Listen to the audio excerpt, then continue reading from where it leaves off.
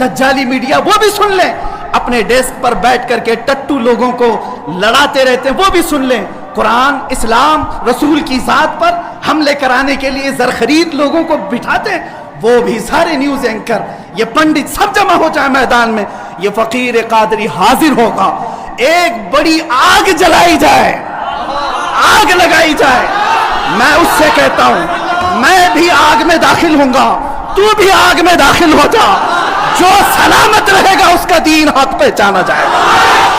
کبھی اپنے اعمال سے پوچھا، کبھی اپنے گھروں سے پوچھا، صحابی آئے حضور سے پوچھا گھر میں بیٹا ہوا کیا نام رکھوں؟ میرے آقا نے فرمایا محمد رکھو۔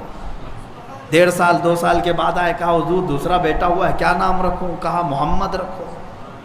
پھر 2 سال کے بعد آئے، کہا تیسرا بیٹا ہوا ہے نام کیا رکھوں؟ میرے آقا نے فرمایا محمد۔ انہوں نے کہا یا رسول اللہ پہلے بھی محمد ہے دوسرے بھی ہے پھر تیسرا بھی رکھوں؟ میرے آقا نے فرمایا کیا تجھے فرق پڑتا ہے تیرے ایک گھر میں 3 محمد ہوں؟ اللہ کے نبی صلی اللہ تعالیٰ علیہ وسلم کے وہ صحابہ اپنی نسبتیں میرے آقا سے جوڑنے پر فخر کرتے تھے۔ عمر ابن خطاب رضی اللہ تعالیٰ عنہ یوں فرماتے ہیں کہ ہم تو ایک ذلیل قوم میں سے تھے، رسول پاک کے قدموں کی برکت ہے کہ انہوں نے ہمیں عزت عطا فرمائی، جب تک بکے نہ تھے تو کوئی پوچھتا نہ تھا، یا رسول اللہ تم نے خرید کر ہمیں انمول کر دیا، آج تمہاری جو عزتیں ہیں وہ صرف نام رسول کی وجہ سے ہے، آبروئے ماں زنام مصطفیٰ است، ہر چے دری دنیا باد مصطفیٰ است، اس دنیا میں جو کچھ بھی ہمارے لیے مسلمانوں کے لیے وہ نبی کونین صلی اللہ تعالیٰ علیہ وسلم کی عزت کے بات ہے۔ آپ کیا سمجھتے ہیں بدر کیوں ہوئی، احد کیوں ہوئی، خندق کیوں ہوئی، حنین، تبوک، یہ کیوں ہوئی جنگیں؟ اس لیے کہ عظمت رسالت پر جب جب کسی نے انگلی اٹھائی صحابہ بے قرار ہوئے اور اپنے شہروں سے باہر نکل آئے، اور پھر دنیا کو یہ سبق سکھایا۔ سلطان عبد الحمید ثانی اللہ ان کی قبر پر ہزاروں رحمتیں نازل فرمائے، ترکی کے وہ عظیم خلیفہ اسلام تھے، فرانس نے ایک بار گستاخی کی تھی تو انہوں نے برجستہ یوں کہا تھا کہ فوراً اپنی وہ فلم جو ریلیز کرنے والے ہو رسول پاک صلی اللہ تعالیٰ علیہ وسلم کے نام سے یا کارٹون بنانے کے پلان ہوں فوراً ترک کرو ورنہ ساری دنیا میں تمہارے سر پر لا کر پھوڑ دوں گا۔ صرف اتنا ایک خلیفہ اسلام کا کہنا تھا کہ فرانس اپنے قدم پیچھے لے لیا، آج سے 100 سال پہلے کی۔ آج دنیا بھر میں 57 اسلامی ممالک کا کوئی بادشاہ میرے نبی کے نام پر بات کرنے کو تک تیار نہیں۔ حضور اکرم صلی اللہ تعالیٰ علیہ وسلم کی عظمت پر اس قدر غلیظ حملے ہو رہے ہیں لیکن کوئی بولنے کو تک تیار نہیں۔ کہاں ہے سعودی، کہاں ہے امارات، کہاں ہے کویت، کہاں ہے بحرین، کہاں ہے عراق و شام و یمن، سب ختم۔ یہ آپسی رسہ کشی میں مبتلا ہیں، وہ ایک دوسرے کے سر مارنے میں مصروف ہے۔ اے مسلمانوں، اقبال نے بہت پہلے ہی یہ کہا تھا، ان سے پھرے جہاں پھرا پھر آئی کمی وقار، ان کے جو ہم غلام تھے خلق کے پیشوا رہے۔ ایک نقطہ اتحاد تھا ہمارے پاس، وہ نام رسول، میرے آقا صلی اللہ تعالیٰ علیہ وسلم کا نام پاک پورے لوگوں کو ہمیں جوڑ رکھتا تھا۔ مدینے میں حبشہ سے کوئی آیا ہے، روم سے کوئی آیا ہے، فارس سے کوئی آیا ہے، لیکن جب وہ سارے لوگ الگ الگ ملکوں سے الگ الگ نسلوں سے آتے مدینے میں میرے آقا کے نام پر سب سگے بھائیوں کی طرح جڑ جاتے تھے۔ آج یہ اختلافات، یہ انتشارات جنہوں نے ہمیں توڑ رکھا ہے، جس کی وجہ سے کچھ مٹھی بھر شدت پسند آتنکواد پنڈت جنہوں نے میرے نبی کونین صلی اللہ تعالیٰ علیہ وسلم کی شان میں ہرزہ سرائی شروع کی ہے۔ آج میں برجستہ یہ کہتا ہوں، علل اعلان کہتا ہوں، ہندوستان میں سب سے بڑا کوئی آتنکواد ہے تو وہ نرسنگھارم سوامی ہے، جو میرے آقا صلی اللہ تعالیٰ علیہ وسلم کی عزت پر حملے کر رہا ہے۔ بارہا اسے مطالبہ کیا گیا ان تمام باتوں کو ختم کرنے کا۔ اب میں بہت احتجاجات کی بات نہیں کروں گا، ایک میری بات سن لے۔ میں آج بڑے جذبات کے ساتھ اگرچہ ہوں، بولنے کی اب ہمارے پاس بھی طاقت نہیں رہ گئی، اس لیے کہ ہم بھی مجرم ہیں۔ بارگاہ رب العزت میں اگر ہماری پکڑ ہو گئی کہ تمہاری جوانی کے دوران مصطفیٰ کریم صلی اللہ تعالیٰ علیہ وسلم کی عزت پر حملے ہوتے تھے، تم کیا کہتے تھے؟ مجھے ڈر لگتا ہے آج یا کل اگر ہم مریں گے، ہماری بھی لاشیں قبرستانوں میں جائیں گے، قبروں میں تو ہم اس نام سے جاتے ہیں کہ دیدار مصطفیٰ ہوگا، لیکن اے مسلمانوں اب کس نام سے ہم جائیں گے؟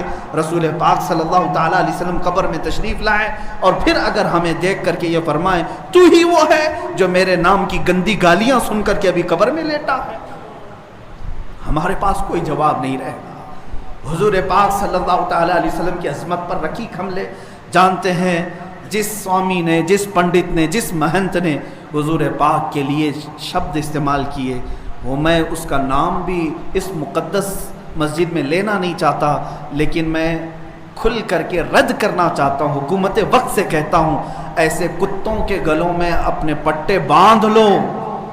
اور سنو، یہ کہتا ہے وہ پنڈت کہ میں بلیدان دینا چاہتا ہوں اور مجھے کوئی مسلمان آ کے مار دے، قتل کر دے، تاکہ ہندو سب سمجھ جائیں کہ مسلمان ہتھیارے ہوتے ہیں۔ سن وہ خبیث مردود، تیرے خون کی ہمارے نزدیک کوئی قدر و قیمت نہیں۔ جو لوگ یہ کہتے ہوں گے کہ اس کے سر کی اتنی قیمت، اتنی قیمت، میں کہتا ہوں 5 پیسے کی بھی قیمت نہیں۔ اس سے بڑے نمرودوں کو اللہ نے مچھر سے ہلاک کیا ہے۔ دیکھنا تم جن کیڑوں کے ذریعے سے مرو گے وہ پوری دنیا کے لیے عبرت کا نشان بنو گے۔ میں یہاں پر اپنے نوجوانوں سے نہیں کہہ رہا ہوں، اس غلیظ خون کو اللہ ہی کافی ہے، اس غلیظ خون کے لیے، انتقام کے لیے اللہ کافی ہے۔ اور یہ کہتا ہے بلیدان کی بات، تمہاری ماؤں نے اتنا جگر تمہارے اندر دیا ہی نہیں کہ تم مرنے کے لیے تیار ہو۔ بلاؤ اپنی قوم کو اور پھر ہم بتاتے ہیں عظمت رسالت پر کون قربانی دیتا ہے۔ میدان میں آنے کے بعد پتہ چلے گا، اگر کوئی اپنی گردن کٹا سکتا ہے تو وہ صرف نام مصطفیٰ پر کٹایا جا سکتا ہے۔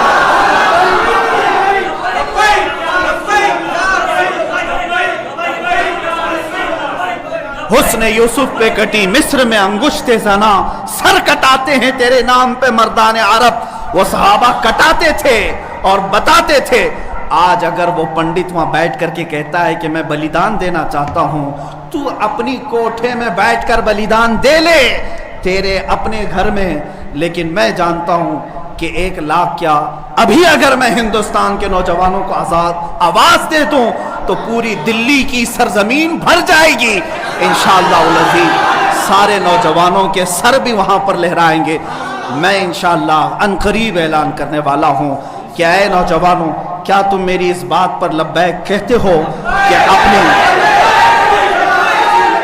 کیا تم میری اس بات پر آواز دے کر لبیک کہتے ہو کہ اگر حکومت وقت نے اس ملعون کو گرفتار نہیں کیا یا عظمت رسالت پر بھونکنے والوں کے گلے میں پٹا نہیں ڈالا تو ہندوستان کے ہر کونے سے مسلمان اپنے سر پر کفن باندھ کر دلی پہنچے؟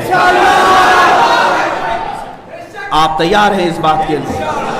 انشاءاللہ العزیز اگر سر کٹے گا، اے مسلمانوں گھبرانا نہیں، سب سے پہلے اس فقیر کا سر جائے گا انشاءاللہ، سب سے پہلے ہماری گردن کٹے گی۔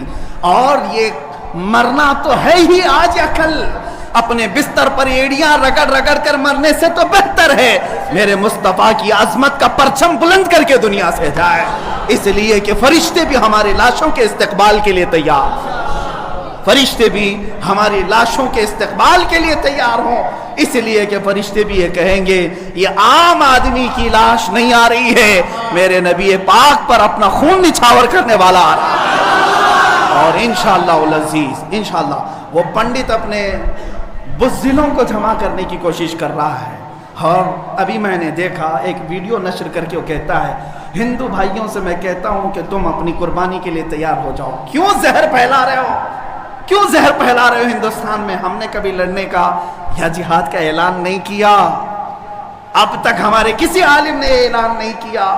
امن کے ساتھ رہنے کی تلقین اسلام نے بھی دی ہے، حضور نے خود فرمایا ہے جنگ کی تمنا مت کرو، جنگ کی لا تتمنوا لقاء عدوکم، میرے آقا فرماتے ہیں دشمنوں سے مٹبھیڑ کرنے کا، جنگ کرنے کا ارادہ مت کرنا، تمنا مت کرنا، ہاں اگر ان کی طرف سے آ جائے تو پھر قدم بھی پیچھے مت لینا، پھر قدم پیچھے نہیں لینا۔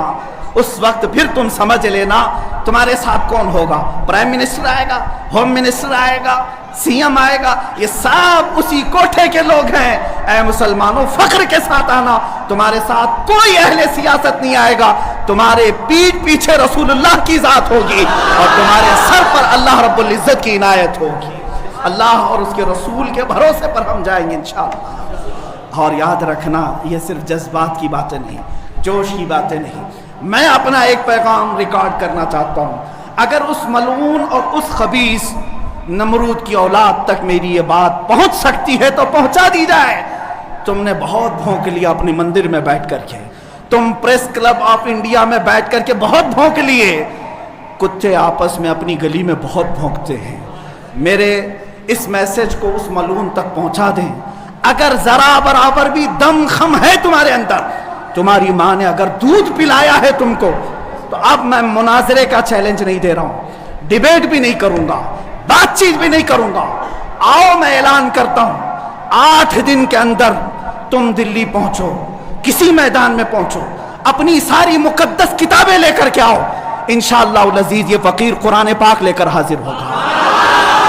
ہم آئیں گے, تم اپنے سارے گرو گھنٹالوں کو لے کر جمع ہو جاؤ. میں مناظرے کا چیلنج نہیں دے رہا ہوں, توجہ چاہتا ہوں.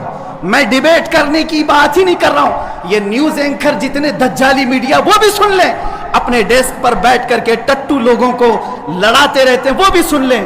قرآن, اسلام, رسول کی ذات پر حملے کرانے کے لیے زرخرید لوگوں کو بٹھاتے ہیں, وہ بھی سارے نیوز اینکر, یہ پنڈت سب جمع ہو جائے میدان میں. یہ فقیر قادری حاضر ہوگا. ایک بڑی آگ جلائی جائے, آگ لگائی جائے. میں اس سے کہتا ہوں, میں بھی آگ میں داخل ہوں گا, تو بھی آگ میں داخل ہو جا. جو سلامت رہے گا اس کا دین حق پہچانا جائے گا.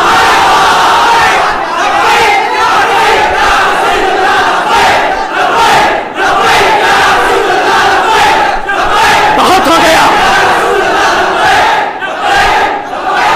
ہے مسلمانوں, بہت ہو گیا احتجاج, بہت ہو گئے پروٹیسٹ, بہت ہو گئے ان سے مطالبے کرنا کہ اس کو گرفتار کرو, اس کا سر چاہیے. آؤ آج آر پار کی بات کر لیتے ہیں. زمانہ گزر گیا, 800 سال ہو گئے. سرکار غریب نواز کو بھی یہی چیلنج کیا گیا تھا. معین الدین حسن چشتی نے ہند میں یہ بتایا تھا کہ جو نبی کا غلام ہوگا وہ آگ میں بھی کود جائے گا. انشاءاللہ العزیز میں گنہگار ضرور ہوں, میرے اخلاق برے ضرور ہیں, لیکن جب بات میرے مذہب کی آئے گی, قرآن کی آئے گی, نام مصطفیٰ کی آئے گی, میں برسر اعلان آج پھر کہتا ہوں, آؤ تم سارے پنڈت مل کر کے آؤ, آگ لگائی جائے. تم سب پوری دنیا کو دکھانا, میں بھی آگ میں داخل ہوں گا, تم بھی آگ میں آ جانا. دیکھتے ہیں کس کے جسم کو آگ جلاتی ہے. اگر میں سلامت رہا تو میرے دین کی بات ہوگی, اور انشاءاللہ العزیز مجھے یقین کامل ہے کہ اگر آگ پر بھی کسی کا حکم ہوتا ہے تو صرف میرے رب ذوالجلال کا ہے, میرے رب ذوالجلال کا ہے. بس اسی بات پر میں اپنی گفتگو کو ختم کرتا ہوں. اب احتجاج نہیں, اب پروٹیسٹ نہیں, سیدھے آر پار کی بات, میری یہ بات پہنچا دی جائے. اگر جواب آ جائے تو دیکھ لینا مسلمانوں, مجھے یہ یقین ہے کہ اس کا کوئی جواب نہیں آئے گا, اس کا جواب نہیں آئے گا. ہجڑوں کے پاس اس طرح کی کوئی بات کا جواب نہیں ہوتا. ان کی ماؤں نے اتنا دودھ ہی نہیں پلایا. یہ زرخرید اپنے علاقے میں بیٹھ کر کے بھونک تو سکتے ہیں, لیکن آؤ مباہلے کی میں دعوت دے رہا ہوں, مباہلے کی دعوت. قرآن نے بھی میرے مصطفیٰ کو مباہلہ کرنے کا حکم دیا تھا. جب عیسائیوں نے بہت باتیں کی تو رب تعالیٰ نے فرمایا, اے رسول فقل تعالوا ندعو ابناءنا وابناءکم ونساءنا ونساءکم وانفسنا وانفسکم ثم نبتہل فنجعل لعنت اللہ علی الکاذبین. اے رسول ان کو بلا لیں, آپ اپنے بیٹے بیٹیوں کو لے کر کے آئیں, اپنی عورتوں کو لے کر کے آئیں, اور خود جائیں اور ان سے بھی کہیں کہ تم بھی اپنے بیٹے بیٹیاں لے آؤ, اپنی عورتیں لے آؤ. بیٹھیں گے میدان میں, اللہ سے دعا کریں گے کہ جو جھوٹا ہے اس پر لعنت بھیج. اتنا ہی میرے آقا کو حکم آیا تھا. حضور گئے نجران کے عیسائیوں کے پاس, چلو بلاؤ, مباہلہ کرتے. ایک مناظرہ ہوتا ہے جو ڈیبیٹ کیا جاتا ہے, مباہلے میں ڈیبیٹ نہیں, سیدھے میدان میں, عمل کے میدان میں بات نہیں کی جاتی. حضور آئے کس کو لے کر؟ سیدہ کائنات فاطمہ الزہرا حسن مجتبہ کو، حسین اعظم کو، مولا علی کرم اللہ وجہہ کریم کو، 5 لوگ آئے تھے۔ نجران کے عیسائیوں نے پہلے تو مان لیا تھا چیلنج، جب یہ نورانی چہرے دیکھے تو عیسائیوں کے ایک بوڑھے پادری نے کہا، اے نادانو، کس کو تم نے مباہلے کے لیے بلا لیا؟ اگر اس رسول نے ہاتھ اٹھا دیا تو قیامت تک تمہاری نسلیں باقی نہیں رہیں گی۔ اور مجھے میرے مصطفیٰ کے اس مباہلے کی برکت سے یقین ہے، لیکن میرے مصطفیٰ کی نسبت میرے ساتھ موجود ہے، میرے پیر و مرشد کی نسبت میرے لیے کافی ہے۔ انشاءاللہ العزیز مباہلے کے لیے فقیر حاضر ہوگا، جواب آ جائے۔ اے سنی مسلمانوں، انتظار کرو، اب لڑائی آر پار کی ہو جاتی، دیکھا جائے گا کس کا دین حق ہے، کس کی کتاب حق ہے، کس کا رسول حق ہے۔ اسی بات پر خاتمہ ہوگا۔ وآخر دعوانا الحمدللہ رب العالمین۔